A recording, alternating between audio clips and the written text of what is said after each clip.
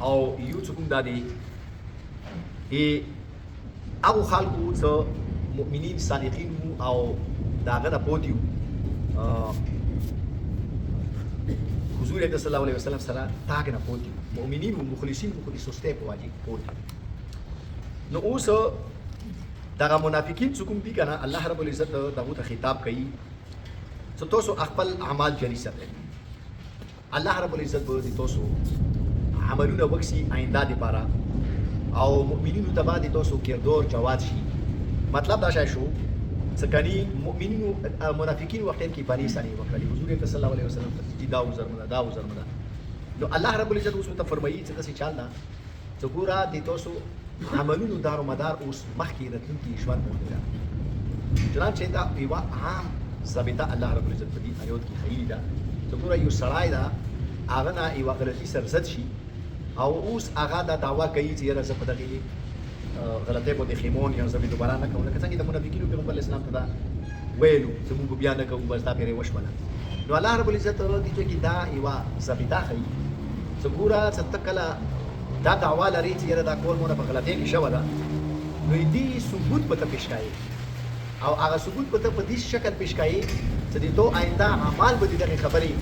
ګواه کېږي چې ته څنګه د تو اعمال دي چنانچه په احادیثو کې د بني اسرائیلو یوه واقعه ذکر شوې ده د بني اسرائیل یو کس و هغه 99 مړي کړي نو هغه یو بني اسرائیل یو عالم ته راغللو او دا تاسو یې ونه وکړل چې مو 99 یو کم سل مړي کړي دي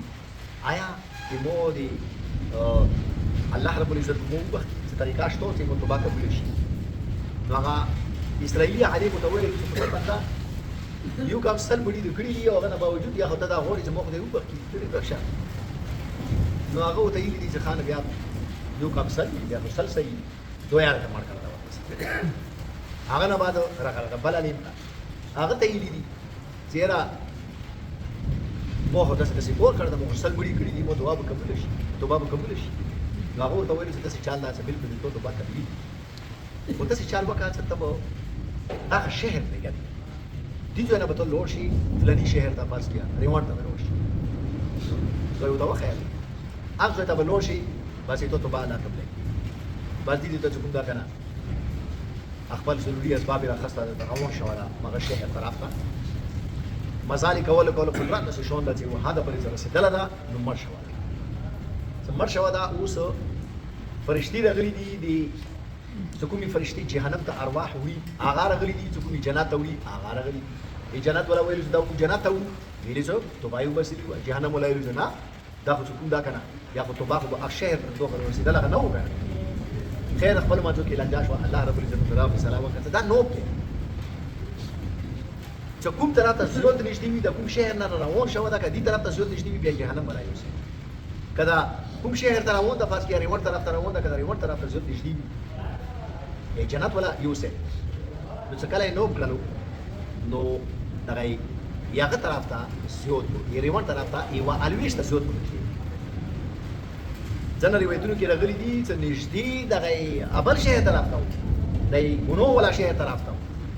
خو الله رب العزت هغه ځمکه ورته رالانډه کړله یوه الویشته او ځینې علمای کرام دا فرمایي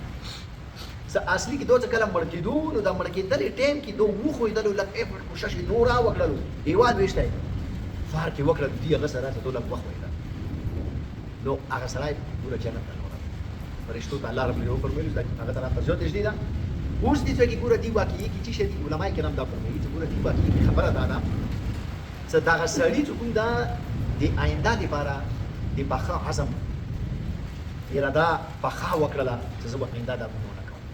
او د هغه اراده د عمل نه ظاهره شوه چې دې د هغه عالم کوم شهر خیال او هغه شهر کې چې شو هغه شهر کې نیک خلک پاتې کېدل نو دغه عالم دې ته دا مشوره ځکه ورکړې وه ځکه دا دې ځای کې پاتې کېږي لکه فرض کړه یو سړی کټل کې ده هغه په کوډرو په 400 روپ ده اوس هغه توبه وباسي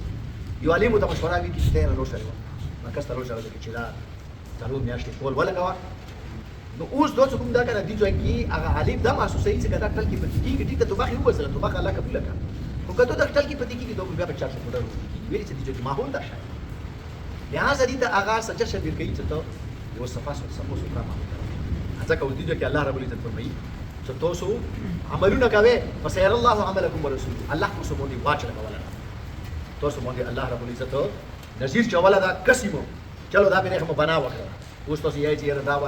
مې دی واجب چې هو نه پوتې شو آینده به وکړو آینده به پاتې ولګي ته د چی شکای چنانچه علماء کرام فرمایي چې د توبه د پاره چې دا کنه ما شرایط دي یو چې کوم دا کنه او هغه باندې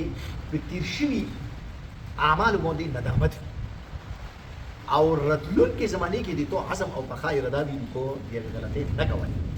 دا د توبې باز لوی شرایط چې تو نه کوم شوي دي باغ خیمونی او آینده د پاره د اراده کړی د څه نه کوي بهرحال الله رب العزت داود فرمایي چې فإن ربكم بما كنتم تعملون آینده به موږ تاسو عمل وکړو دا به خبر درای دی دا واخر مرجون لامر الله اوس مو اخر چې دا خبره ویله څه کوم کسان چې غزوه تبوک نه پوتې شي هغه ټوټل 10 کسان تقریبا په 10 کې 7 کسان هغه و چې د پښتون پر ځند وتل دی هغه توبې چې ویله توبې قبول شو الله رب العزت مفت له په خلاص کړ دا نور څه کوم درې کسان وکړه دا درې کسانو نه پړو هغه پرې هغه پرې ځون وتل نو سترو پرې او نه چې کوم د پیغمبر اسلام ته څه په ناز نه وکړل چې دا و انده سې نیوټرل ځون پرې کول چې موږ بس غلطي شوې ده الله رب العزت اوس څه فیصله دي نو حضور صلی الله علیه وسلم دا هغه ورسې دلته درې کسان د څه کسان دي چې هغه غلطي هغه ناشوي ده او هغه چې کوم د سترو پرې ځون تړلې دي څه پیغمبر اسلام دی هغه متعلق د فیصله وکړه چې کچېری دغه چې خپل ستونو پر ځنګ نه دي تړلې کتړلې ورته باندې کوي خپل ځون نیوټرل بریک دا ولا دا لہذا تاسو یا بریک دی تاسو داسې وکي صحابه کرام زیات اجمعین ته دا حکم ورکو چې دغه سره به تاسو سوشل وای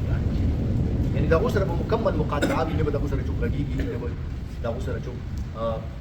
لین دین کوي نه به دغه سره ودا او جنازو ته چوک غوري دا مکمل بایکاټ نه به چوک لګيږي دغه سره دا کسان څه کوي کنه یو مرارة ابن ربيعة نمايوة رضي الله تعالى